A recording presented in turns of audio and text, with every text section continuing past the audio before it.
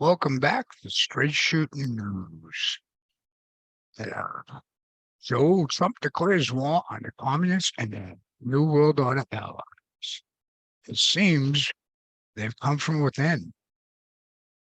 Like I said, all different names, all different organizations, but they're still part of that NWO mindset. So in part two here, we're going to discuss the legal discussions on how we're being sold out from within, especially when it comes down to this Trump indictment, because they fear him. They need to stop him at all costs. And we'll see how far they're willing to go and how far the people are willing to fight for this. Because he's the only one, the only candidate who isn't taking the NWO money. And that's what it is. The Bush money, the Soros money, the WEF, the communist Chinese money that's pouring in constantly. It's all coming in. And they're trying to hide it on the causes of the greater good. The greater good is freedom. And everyone should be able to act and do what they want, as long as it doesn't affect other people's lives and our freedoms. With that, let's take a look at this first clip with some legal arguments. The first time in the 246-year history of the United States that a former president is facing federal criminal charges, as well as unprecedented that the Justice Department is prosecuting the sitting president's former and potential re-election opponent. Trump has been charged with 37 counts, including willful retention of national defense information, obstruction of justice, and providing false statements. The 45th president has been ordered to appear in federal court in Miami this upcoming Tuesday at 3 p.m. Eastern. Here's President Trump's response. Only Donald Trump is indicted, and they take one charge and they turn it into 36 charges. You saw that. Everybody was amazed. I'm an innocent man. We will prove that again. 7 years of proving it, and here we go again. Very unfair. News of the indictment came just hours after the House Oversight Committee finally got to see that FBI document alleging a criminal scheme tying then Vice President Joe Biden to bribery. The document reportedly claims both Joe and Hunter Biden received $5 million apiece from an executive from Burisma for what one source called pay to play. One set of laws in this country, and they apply to everyone. Applying those laws, collecting facts, that's what determines the outcome of an investigation. Nothing more and nothing less. His special counsel, Jack Smith, on Friday after President Trump was charged with 37 felony counts over his handling of classified documents. Well, I predicted it. If you put aside all your resources and do what Justice Jackson warned about 80 years ago, where he said it's a question of picking the man and then searching the law books or putting investigators to work to pin some offense on him.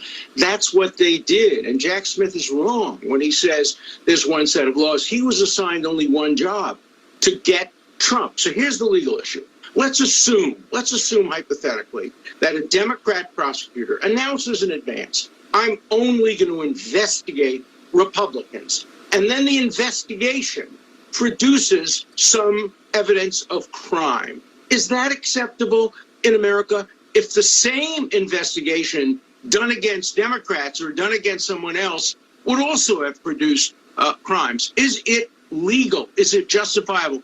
Put it for a moment in the context of race in the South. What if a Southern prosecutor in the 50s had said, we're only going to look at black crimes, and then he finds a crime by a black person, while similar crimes are not being prosecuted by white people? To say there's one set of laws in this country and no one is above the law, when in fact we've got all of these instances of Hillary Clinton above the law, Joe Biden above the law, et cetera, et cetera. Jim Comey, what are your thoughts? Matthew Whitaker, you've both read the indictment. Give us your sense of the legal aspects of this indictment. Yeah, so it's a very aggressive prosecution by Jack Smith, and I'll point out that he was the one that got reversed 9-0 by the U.S. Supreme Court on the Virginia Governor Bob McDonnell case for taking a very aggressive position on a statute.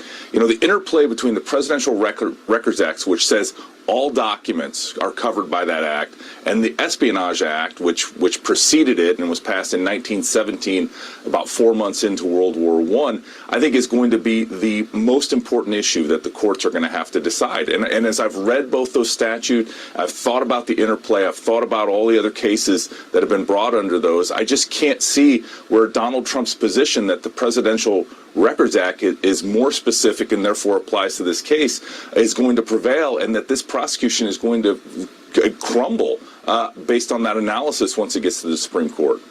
There's one problem with that, and that is the tape recording in which Donald Trump foolishly waves a piece of paper and says, I could have declassified this, but I didn't. It's secret.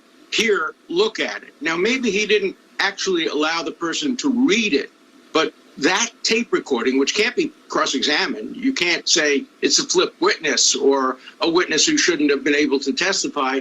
That's a damning piece of evidence. Now, the defense could be, hey, I had the right to have that piece of information because the Records Act permits me to have it. But that's going to be a kind of weak defense. I think this is a much stronger indictment than the Bragg indictment, but it's the product of targeting. And the question is, can you prosecute somebody when you targeted that person and went through every hoop, dotted every I, crossed every T, gave lawyers immunity, violated the lawyer-client privilege in many respects, and then came up with something? When the government seizes material that's lawyer-client, it should be looked at by a special master first. And the 11th Circuit, with due respect, was not correct in reversing her. This is one of the things that I think most Americans don't like about lawyers, and that is this indictment only talks about national defense information under the Espionage Act, and that's a separate category under the statutes than classified information that's marked classified. And you know, my understanding is this document that Professor Dershowitz is talking about, that spoke about on this tape recording, was never recovered. And so, like, there is going to be a very interesting at trial argument, and that goes on as to whether Donald Trump sometimes extends the truth a little bit, and this may be a case where we don't actually know what that document was, and since they didn't recover it, we may never know what that document actually was. And this is the kind of stuff that a jury that's going to have reason and common sense but no bias, if they pick it right, is going to have to decide whether this is the case. To Alan's point, you know, after all of the targeting of Donald Trump, is this the case that we want to convict him on? You know I'm a little bit of a blowhard. You know that I show things to people all the time. You know I don't always tell the truth. So don't assume that the material that I showed these people were actually classified. Now, there's no evidence that they actually allowed anybody to read the material, but it's a defense, and it will be a fascinating trial. It is not a slam dunk conviction. The last point that Dershowitz made right there was, who else did Trump share the so-called classified information with? Who read it? Who did he share it with? But what you're looking at here is you're looking at the deep state stacking charges to see if they can make any of it stick. They're trying to take what could be a civil violation and fine, like many other presidents have paid, and turn it into a criminal offense with the Espionage Act. And by the way, there's nothing new about this. This is constantly being done and has been being done for decades against American citizens. Probably even longer. You go back, you probably go back to the creation of the justice system. It's an injustice system. But now it's trying to get in recognition, because this needs to be cleaned up, and cleaned up now if we're going to preserve our freedom and preserve the Constitution. You know, now what they said is they got a tape recording, and they're saying that's damning against Trump. Well, the question is, where does tape recording come from? Who made it? Who turned it over? A violation of, was it an attorney working for Trump? That's a violation of lawyer-client privilege. since when this doesn't matter anymore and this special master thing, hey, wait a minute. Wait a minute. If you ever talk to an attorney, and I have in a bar, having a drink with him after we resolved the case, I asked him something. The first thing he told me was, give me $1. I said, what? He said, give me $1. I gave him $1. I said, okay, now we're protected under attorney-client privilege. That's a fact. So now we'll violate all rules of justice and ethics of law. So we've got a lot to look at here. Because the question still comes down to, who did Trump make this information in the basement available to? How can you violate the Espionage Act? Now let's take a look at Biden. That's why they're fighting so hard, and no one wants to even recognize what Biden has done. He should be impeached and imprisoned. And if anybody in his administration is covering for him, needs to be accomplices and be cleaned right out. But now let's listen to Trump and the communists, the swamp, AG Bill Barr, and listen, and I'll let you decide what you think on this piece. Roll that. These are sick people. These are sick people. Our law enforcement has become weaponized at a level never seen before. The stakes of this election could not be more stark. Either we have a deep state or we have a democracy. We're going to have one or the other. And we're right at the tipping point. Right now, we're way leaning toward deep state, but deep state isn't strong enough. It's really a communist country, a Marxist country. Deep state's not strong enough. Deep state now is a nice term compared to what we're doing. Either we have a failed country or we have a free and successful country. And either they win or we win. It's very simple. They win or we win. At the end of the day, either the communists win, destroy America, or we destroy the communists, because that's what they are. They may go by a different name, fascists, Marxists. Our enemies are desperate to stop us because they know that we are the only ones who are going to be able to stop them. We stopped them. We had them stopped cold. Well, if you put me back in the White House, their reign will be over and America will be a free nation again. And again, we want to drain the swamp, and I'm the only one that's going to do it. Nobody else is going to do it. The swamp is getting truly desperate as they see us leading big poll after big poll after big poll. When I announced in 2015, everyone said, oh, what, he has no experience. And they were right about that, actually. The hell did I know?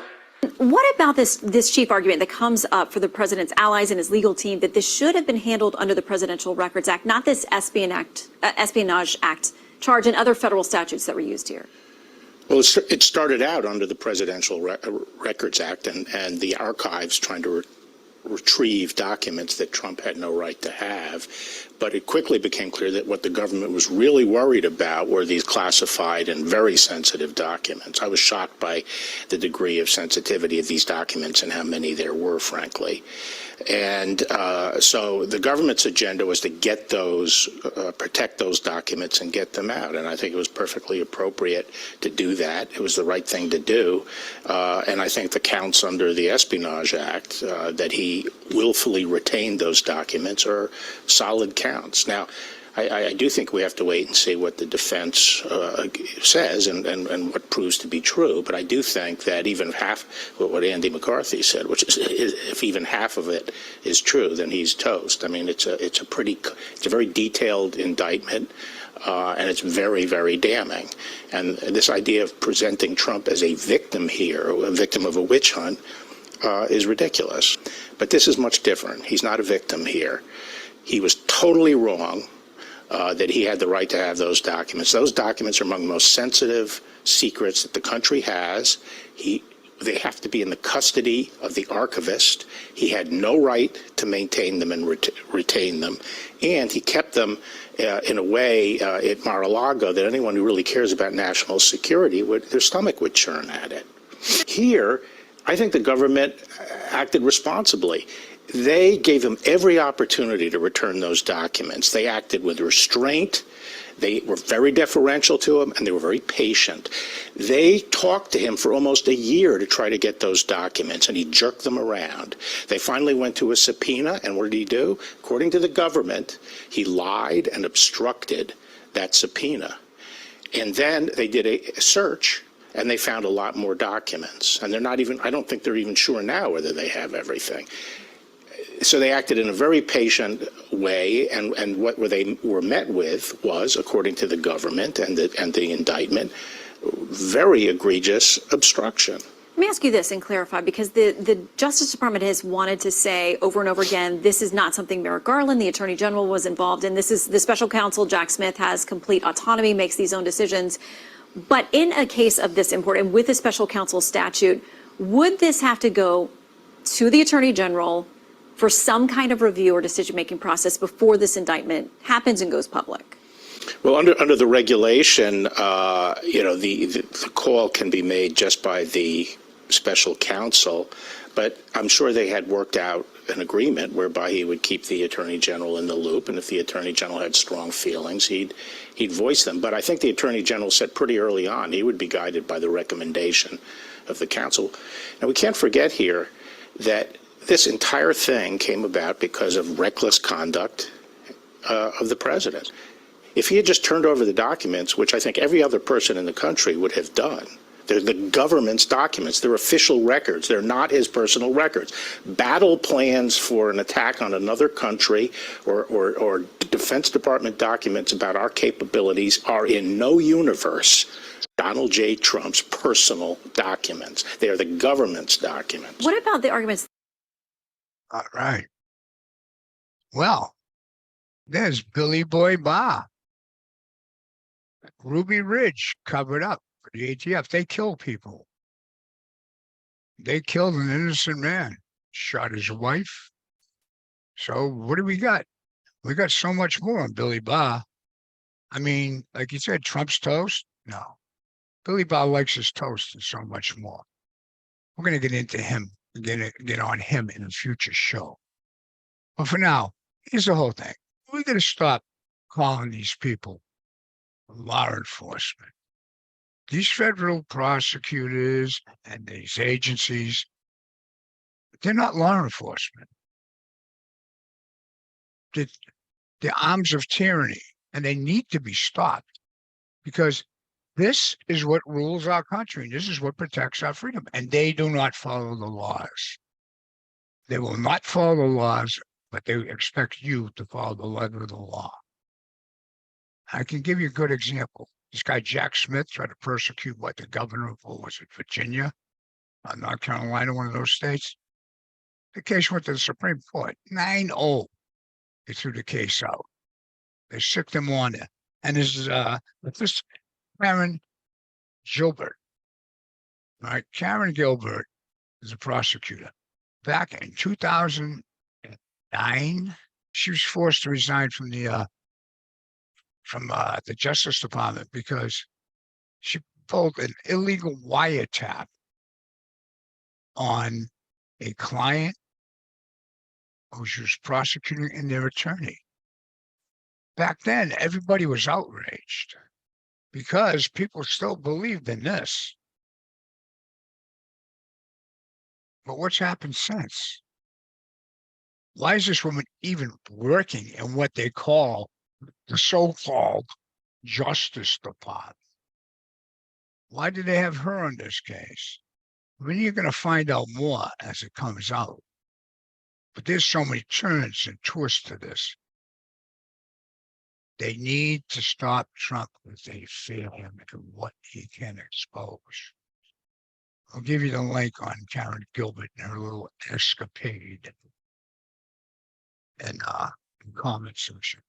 More from Barr, and then what's the former DNI Ratcliff rolling?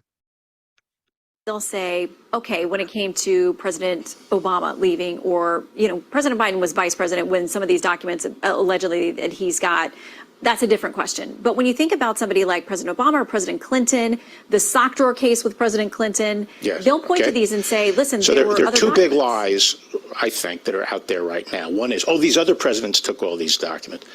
Those were situations where they arranged with the archives to set up special space under the management, control, and security provided by the archivist to temporarily put documents until the libraries were ready. These were not people just putting them in their basement, okay? And the second thing that the president, this idea that the president has complete authority to declare any document personal is obvious. It's facially ridiculous. That opinion had to do with the distinction between official records, which are records prepared by government agencies for the purpose of government action, and personal documents as opposed to official documents, which are things prepared by the president, such as a diary or notes, which are not used in the government's deliberations. And yes, as to the second class, stuff that the president himself generates, the president has some discretion. But these are official documents. It's inarguable.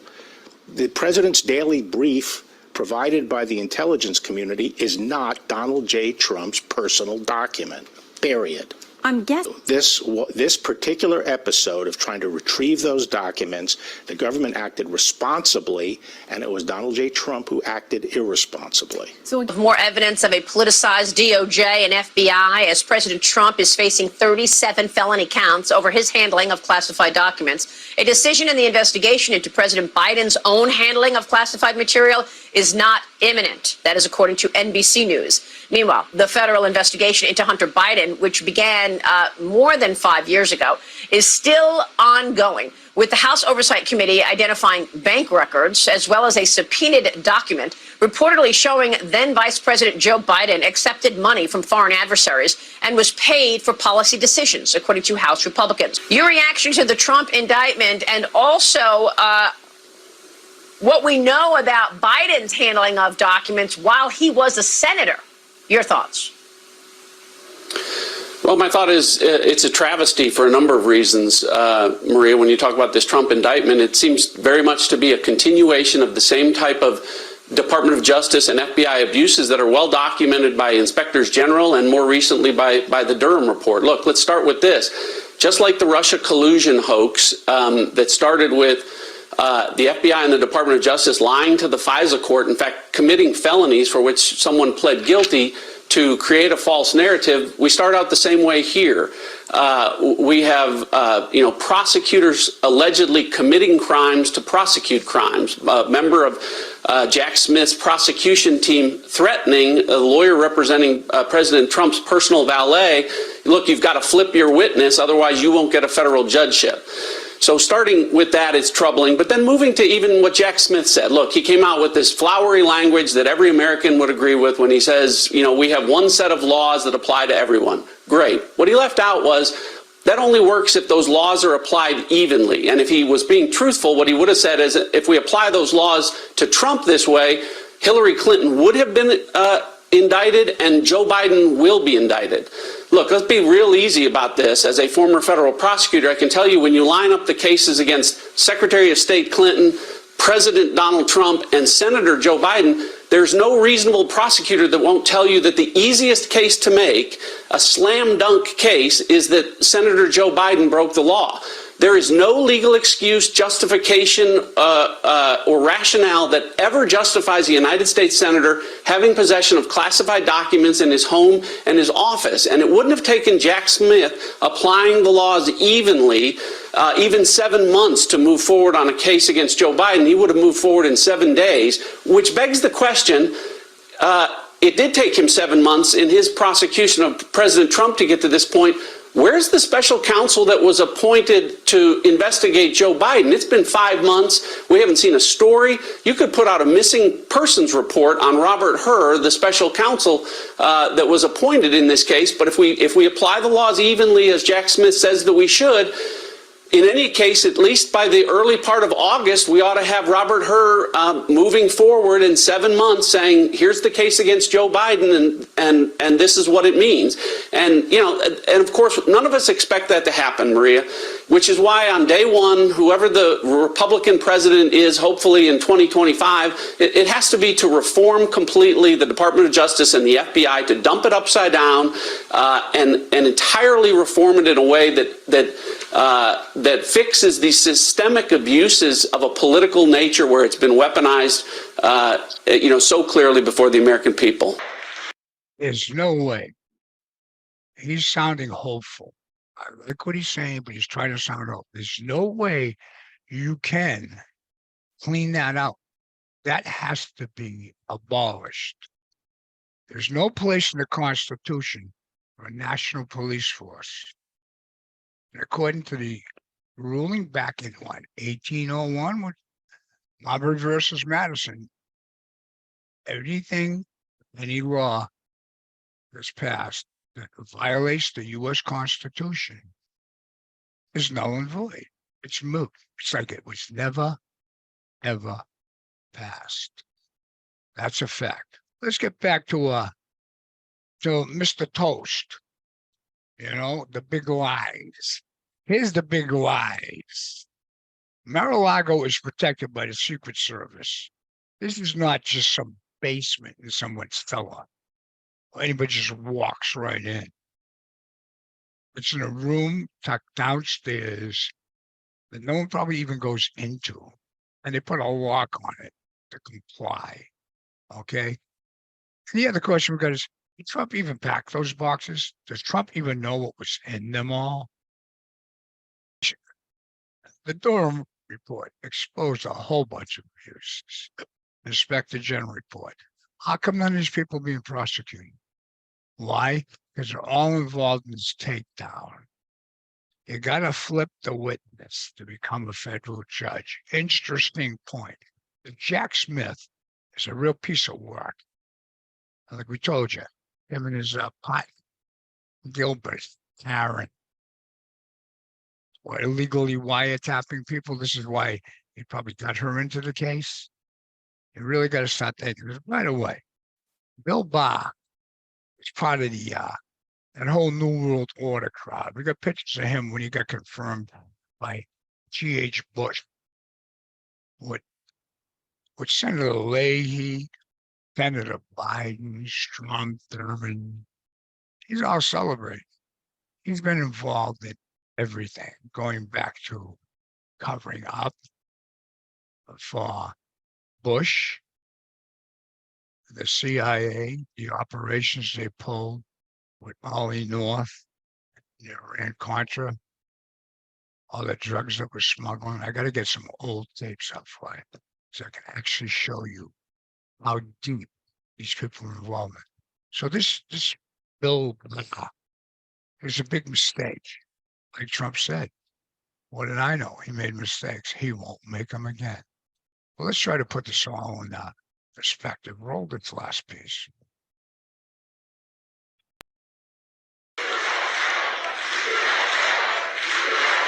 Thank you. Thank you. That's nice to hear that. This is what we must do to restore our country to greatness. The USA is a mess. Our economy is crashing. Inflation is out of control. China, Russia, Iran, North Korea have formed together. And they're a menacing and destructive coalition and force. Our currency is crashing and will soon no longer be the world standard. That's like losing a war. It'll be the greatest defeat for our country in 200 years if that happens. People don't know how big that is. But it won't happen with me, not even a chance. Just like Russia would never have happened with Ukraine, and China would not even be having a thought about raiding Taiwan. Some Democrats said last week, well, how do we know? He was there 4 years. We never heard anything about it. They never talked about it. I talked to Putin. I talked to President Xi, President Putin. I said, we're not going to do it. They never even brought it up. Now, as soon as I leave, they've got bombers flying over Taiwan. Ukraine is one of the worst things anyone's ever seen. It's just a mess. We are a failing nation. We are a nation in decline. And now these radical left lunatics want to interfere with our elections by using law enforcement. We're not going to let it happen. It's totally corrupt, and we can't let it happen. This is the final battle. This is the most important election we've ever had. With you at my side, we will demolish the communists, the fascists, the Marxists, the deep state, whatever you want to call them. We will expel the warmongers from our government. We will drive out the globalists. We will cast out the communists. We will throw off the sick political class that hates our country and wants to destroy our country. We will rout the fake news media. What we're seeing is the enemy is revealing itself, and the enemy is inside the wire, and it is the Democrat Party. And I'll tell you, Paul Sperry, he has several excellent articles out this week. We also have colonels who told us that under the Clinton administration, the Chinese had backdoors into all of our computers at the Pentagon, and it took quite a bit to get those backdoors closed up. But beyond that, Kathy Chung was involved in this China deal, but now she is a top assistant to the SecDef, Lloyd Austin. So it's a good thing the Chinese could put their people in at high levels to make sure they manage everything. The reason that we keep focusing on all of this money that the Biden family apparently has taken in is because China is our #1 adversary. And this morning we've got more news around Taiwan. Taiwan continues to see Chinese jets, Chinese planes, as well as ships in the Taiwanese Strait to intimidate Taiwan and anybody else who gets involved here. Your thoughts on the most recent provocations from the CCP?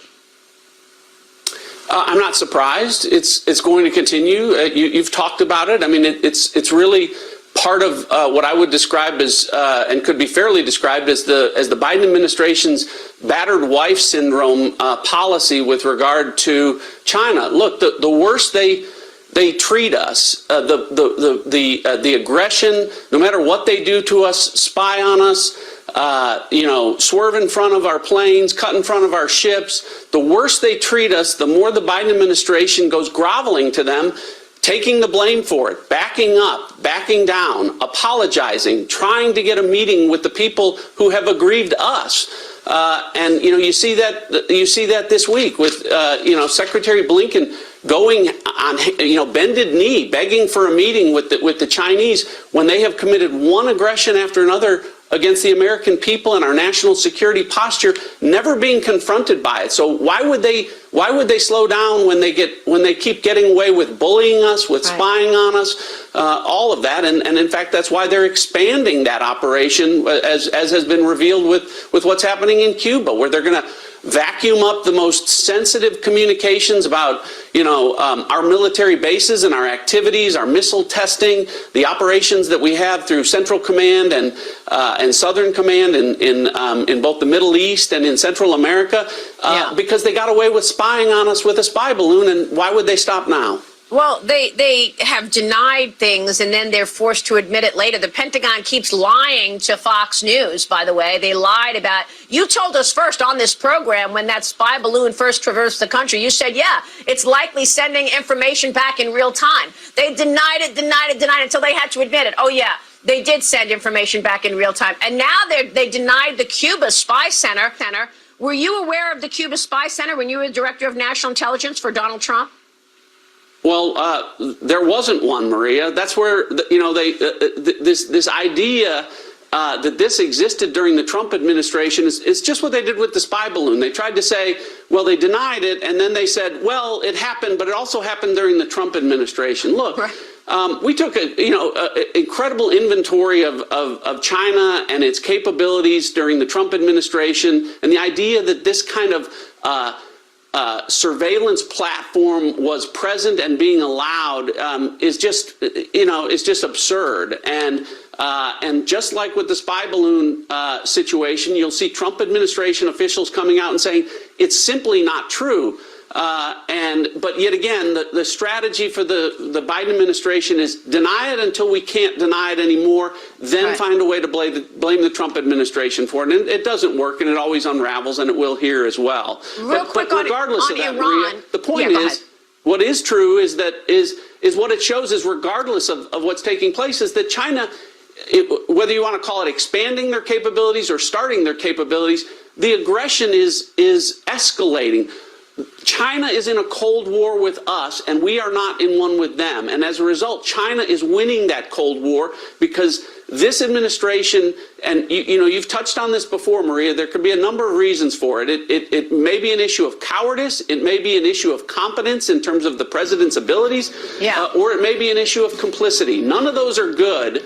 But clearly China is gaining the upper hand and will for the next 2 years in this administration. Hold on. Real quick before we go, you have to mention Iran because now there are reports of a trade for hostages. We're going to send them billions more. Iran? So bad at this. They want to send $17 billion to Iran, who, by the way, is Putin's #1 backer, sending Iranian one-way attack drones to be used against Ukrainians. Funding Putin through Iran, making claims that are false. That was Trump's DNI, Director of National Intelligence. But let's go back to Trump for a minute. The USA is a mess. Yep. Part of the currency, the world trading currency. We played you several pieces on that. I suggest you go back and watch them if you still don't understand. Don't you dare to China, Russia, and Iran. Trump was strong and would have taken action. Biden is compromised. These people, they have to be demolished, or else they're going to let them demolish us. There's no doubt about it. So here's the even more alarming piece. And that's the part that, like you mentioned earlier, about the CIA went to visit with their counterparts in China. And now we have it's Kathy Chung, President Clinton's secretary, President Clinton, how she had open access, and China had open access to all our defense files. That's Chinagate. That's Chinagate. You remember it well. That's what brought about the whole Monica Lewinsky scandal. They had the Cox Commission investigating them. They needed a distraction. They're very good at it. There's these deep state NWO people. That's what they do, a distraction. So they forget everyone get outraged about that. And people did. It worked because Bill Clinton, even though he had no secret information in his sock drawer, one went after him. But Trump, they need to stop the final battle. Communist China is actually controlling our U.S. military today. It's compromised. Like I said, most of you may not be old enough to remember President Clinton's Chinagate scandal and how there was never any consequences. You kind of heard Billy Boy Barr there kind of defend Clinton having the information in his drawer. That's because he's nervous because we know about Bill Barr. There's so much information on him. That's right. There's no justice system. Just opposite going on in the background. But now that Kathy Chung is now Defense Secretary Austin's aide and has privilege to all national security agencies. Let me read a couple of quotes from this article. We'll give you the link. This great article by Paul Sperry. It says, longtime Biden aide and gatekeeper Kathy S. Chung, who's been interviewed by federal prosecutors and congressional investigators in the Biden case, was part of a team sanctioned for withholding or even destroying key documents in a federal case that was thought sensitive records of a central figure in the so-called Chinagate fundraising investigation of the late 1990s. Republicans have slammed Biden for being soft on China when Beijing flew a Chinese spy balloon across the continental U.S. and collected highly sensitive data from military sites. Biden did not order Defense Secretary Austin to shoot down the spy craft for several days. And only after public outcry, they did. So, in July 2021, Biden named his trusted aide, Chung, as top assistant to Austin, where she has access to sensitive Pentagon information. Pentagon and White House have declined to answer questions about the level of Chung's access to classified military intelligence, to the extent of her role in handling such material. This is a violation of the Espionage Act.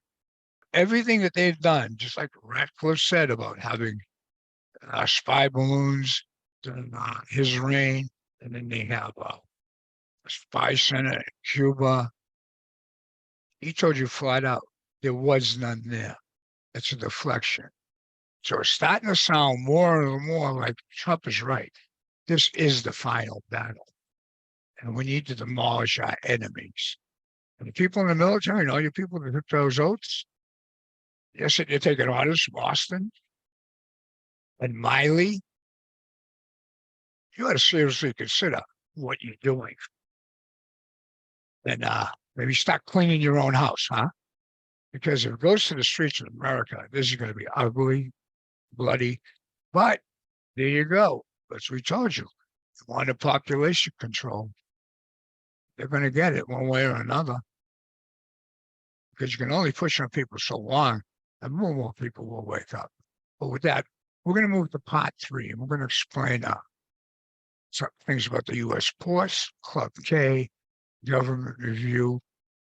I want you to pay attention to the dates in that segment. The stick is how bad we're being compromised, but there's also some good news in here. So we'll see you in part 3.